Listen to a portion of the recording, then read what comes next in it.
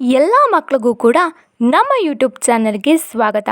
ನಿಮಗೆ ನಮ್ಮ ವಿಡಿಯೋಸ್ ಇಷ್ಟ ಆಗ್ತಿದ್ರೆ ಪ್ಲೀಸ್ ನಮ್ಮ ಚಾನಲನ್ನು ಸಬ್ಸ್ಕ್ರೈಬ್ ಮಾಡ್ಕೊಳ್ಳಿ.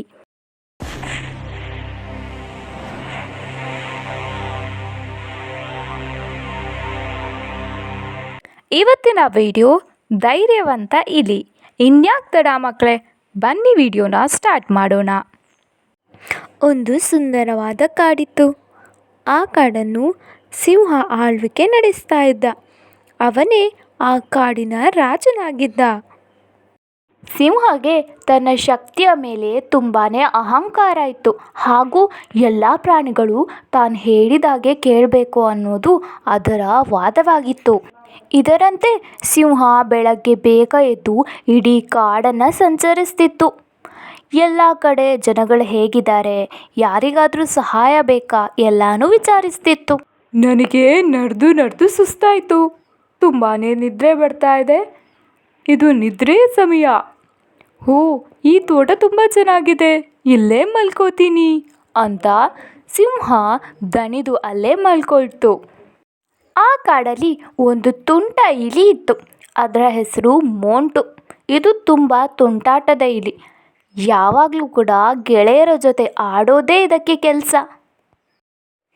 ನಿಲ್ರೋ, ನಾನು ಬರ್ತೀನಿ, ನಾನು ನಿಮ್ಮ ಜೊತೆ ಆಟಕ್ಕೆ ಬರ್ತೀನಿ. ಹೀಗೆ ಗೆಳೆಯರ ಜೊತೆ ಆಟ ಆಡ್ತಾ ಮೋಂಟು ಸಿಂಹ ಮಲಗಿರೋದನ್ನ ನೋಡುತ್ತೆ. ಇದು ಕಾಡಿನ ರಾಜ ಅಲ್ವಾ, ಇವನ್ ಯಾಕೆ ಇಲ್ಲಿ ಮಲಗಿದ್ದಾನೆ?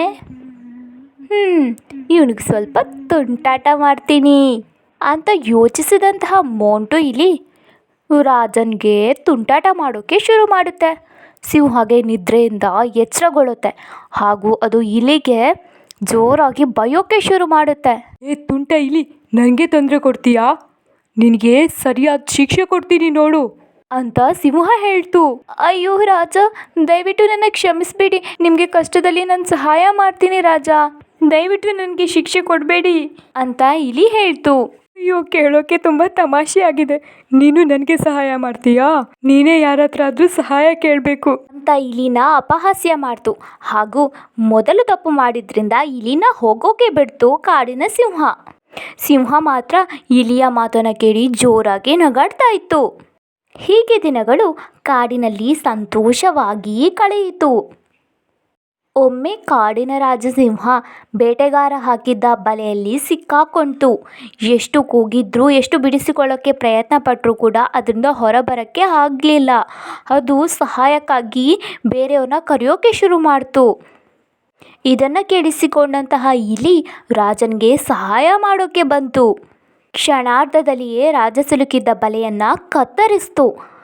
ಸಿಂಹ ಹೊರಗಡೆ ಬಂತು. ಮಿತ್ರ, ನನ್ನನ್ನು ಕ್ಷಮಿಸು. ನಿನ್ನನ್ನು ನಾನು ಹೀಯಾಳಿಸಿದ್ದಕ್ಕಾಗಿ ನೀನು ನನಗೆ ಇಂದು ಸಹಾಯ ಮಾಡಿದ್ದೀಯಾ.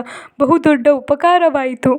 ದಯವಿಟ್ಟು ನನ್ನನ್ನು ಕ್ಷಮಿಸು ಅಂತ ಕ್ಷಮೆ ಕೇಳ್ತು. ಹಾಗೂ ಇಲಿಯ ಧೈರ್ಯ ಹಾಗೂ ಪ್ರಾಮಾಣಿಕತೆಯನ್ನು ನೋಡಿದಂತಹ ಸಿಂಹ ಅದಕ್ಕೆ ಬಹುಮಾನವನ್ನು ನೀಡ್ತು.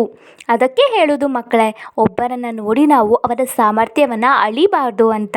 ಅದಕ್ಕೆ ಹೇಳೋದಲ್ವಾ, ಮೂರ್ತಿ ಚಿಕ್ಕದಾದರೂ ಕೀರ್ತಿ ದೊಡ್ಡದು ಅಂತ.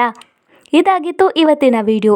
ಈ ವಿಡಿಯೋ ಇಷ್ಟ ಆಗಿದ್ದರೆ ಪ್ಲೀಸ್ ನಮ್ಮ ಚಾನಲನ್ನು ಸಬ್ಸ್ಕ್ರೈಬ್ ಮಾಡ್ಕೊಳ್ಳಿ ಆ್ಯಂಡ್ ವಿಡಿಯೋಗೆ ಲೈಕ್ ಮಾಡೋದನ್ನು ಮರಿಬೇಡಿ.